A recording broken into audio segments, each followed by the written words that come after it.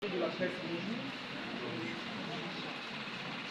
Je voudrais inviter ici pour que nous tenions ce point parce que j'ai eu besoin de clarifier certains points. Et aussi de faire aux amis de la presse et à toute la population qui la note. Nous avons, je voudrais ici dire à toutes les personnes qui vont regarder ce point de presse, c'est que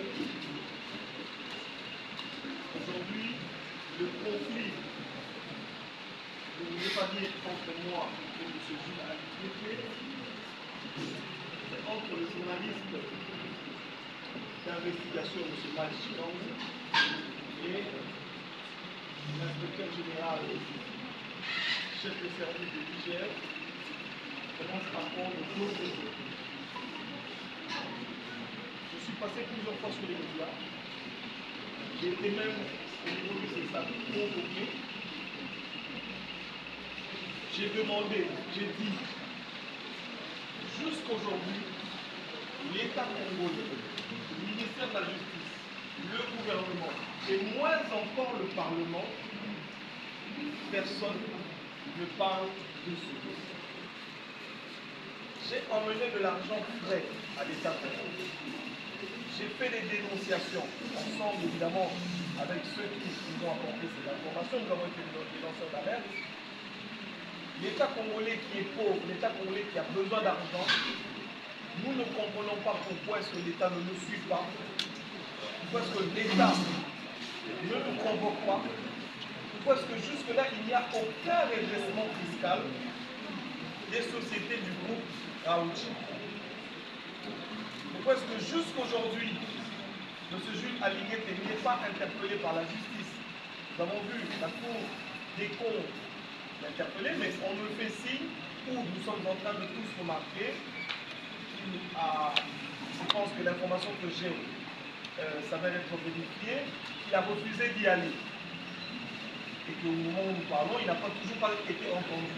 Nous ne comprenons pas pourquoi, nous ne comprenons pas si en République démocratique du Congo, nous sommes aujourd'hui retournés à l'époque des dinosaures où il y avait des hommes forts, des hommes qui étaient plus forts que les Africains. Je voulais vous dire ici que ce matin, à 2 heures, ma petite sœur a été attaquée. Il y a des agents qui se sont présentés chez elle comme étant des agents de l'ANR qui l'ont enlevée très tard la nuit et qui sont partis avec elle. Elle a eu la biseau grâce à son bailleur et à quelques-unes des personnes de leur parcelle qui ont accepté de mettre leur vie en risque et de l'accompagner. Arrivés en cours de route, ces agents les ont abandonnés et ils sont partis. Donc vous remarquez bien qu'aujourd'hui, cette guerre a pris d'autres tournures. Ma famille commence à être attaquée physiquement. Mais je pourrais dire aux uns et aux autres, bonjour Jésus, merci. Je disais que je voulais dire aux uns et aux autres que je n'ai pas peur. Je n'accuse personne, parce que là, nous avons fait une plainte contre la police. Mais personnellement, je peux bien comprendre tout ça. Donc je disais que je n'ai pas peur. Maintenant, à chaque fois que je serai attaqué, ou un membre de ma famille sera attaqué, la guerre va prendre un autre niveau. Il est écrit, le Fils de l'homme est venu détruire les œuvres du diable. Nous n'allons pas baisser les bras et nous irons jusqu'à la fin parce que ma victoire, la victoire du peuple congolais est certaine. Et sachez que personne ne me fait peur. Parce que nous, peuple congolais, nous sommes sur la voie de la justice. Même si le ministre ne nous suit pas, même si le gouvernement ne nous suit pas, même si la justice de notre pays ne nous suit pas, la victoire est certaine. Parce qu'il y a un Dieu qui s'appelle Jéhovah Tchikeni, qu'on appelle le juste juge. Oui, il nous rendra justice. Ceci dit, je voudrais ici vous emmener des nouvelles preuves. Je vais m'adresser au CESA. Vous avez tous suivi que le CESAC a suspendu la diffusion de notre documentaire.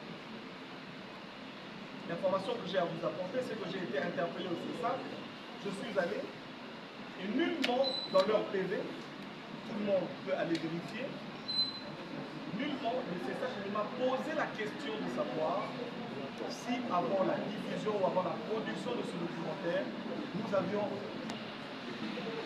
posé des questions ou écrit à M. Jules Aligné d'écouter sa version. Nullement on nous a posé cette question. Vous avez tous vu que j'ai appris comme tout le monde sur les médias, sur les réseaux sociaux, que le CESAC avait levé l'option ou pris la décision de suspendre la diffusion de notre document.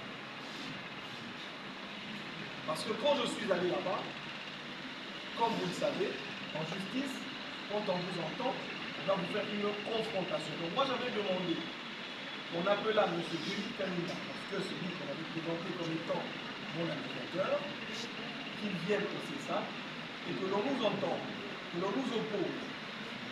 Parce qu'il a dit au CESAC, j'avais présenté un documentaire, dans ce documentaire il y avait des éléments faux, des documents faux, des preuves fausses.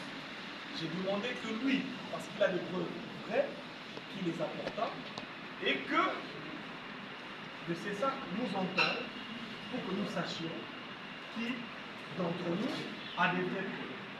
Mais cette confrontation n'a jamais eu lieu. J'ai demandé, et j'ai reçu la promesse, j'avais reçu la promesse du CESAC qu'on nous entendrait nous deux. Nous n'avons jamais été entendus, ça veut dire qu'il n'y a jamais eu de confrontation entre nous. La décision a été prise directement. Donc, j'ai demandé, il y a quelques jours, j'ai écrit au CESAC pour demander qu'est-ce qui se passe. J'ai vu une similitude entre le comportement du CESAC et le comportement des journalistes. Je ne sais pas si ce sont journalistes de Niger ou de M. Jules Aligné. Parce que vous vous en souviendrez qu'un jour, vous avez appris sur les médias que j'aurais escroqué des hommes d'affaires katangais. Nous l'avons appris sur les médias. Avant même qu'une plainte contre moi ne fût, non, je veux dire ici, avant même que la justice congolaise me m'envoie une invitation, l'invitation circulait déjà sur les réseaux sociaux. J'ai été étonné. Un jour après, je vois l'invitation à mon bureau. Je voudrais dire ici que j'ai vu beaucoup de similitudes. Parce que j'ai appris comme vous tous sur les réseaux sociaux que le documentaire était suspendu. Mais je n'avais jamais été notifié. C'est le jour où moi, j'ai écrit au CESAC pour dire je suis étonné de voir sur les réseaux sociaux qu'il paraîtrait que vous avez suspendu la diffusion, que vous avez interdit la diffusion de mon documentaire, que le CESAC va m'écrire le lendemain pour me donner la notification. Excusez-moi, mais je crois qu'il y a beaucoup de similitudes. Je ne voudrais pas ici prêter des intentions au CESAC, mais je ne peux pas comprendre, et je suis sûr que vous êtes tous étonnés, de voir qu'il y a beaucoup de ressemblances. Comme je vous l'ai dit, je vais me résumer. J'ai écrit au CESAC. Ça fait à peu près une semaine, je suis en train d'attendre la réponse du CESAC. Car cela ne s'en tient. Je viens ici demander au CESAC et dire désormais je vais le faire comme ça. Demain je vais écrire à M. Jules Aligné parce que j'ai des nouvelles preuves contre lui. Pour que, quand je vais publier le rapport de mon enquête, quand je vais publier le documentaire qui s'appelle Dans les couloirs sombres de la GKMI, vous ne veniez plus suspendre.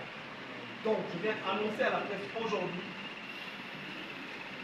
j'ai produit un nouveau documentaire qui s'appelle Dans les couloirs sombres de la GKMI. Et je vais écrire à M. Aligné demain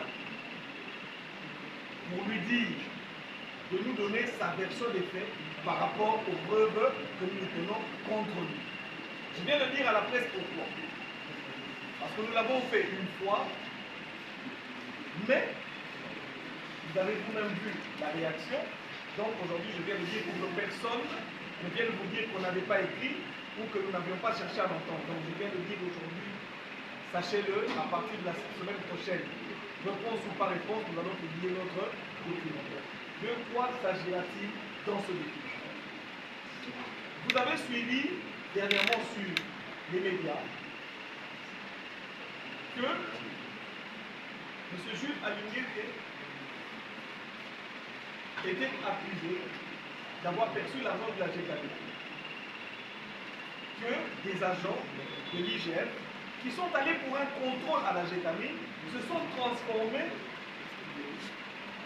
dans le monde de l'État. C'est ça, c'est ça qu'on dit. Hein. Ça veut dire que le père,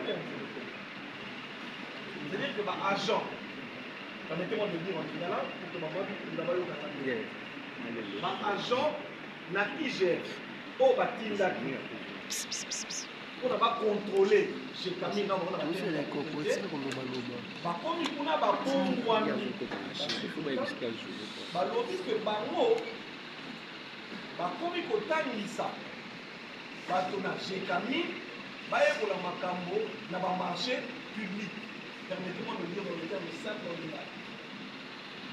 Likambo wana eswaki population mingi mpe bato ebele bamitunaki mituna ndenge nini société na l'état esengeli kofuta société na l'état mosusu na mosala oyo normalement bango basalaka te. Donc nous sommes allés à Lubumbashi pour vérifier makambo maki. Première information dans le documentaire na ngai boyeba que IGF atikala kosala formation na GKAMI te.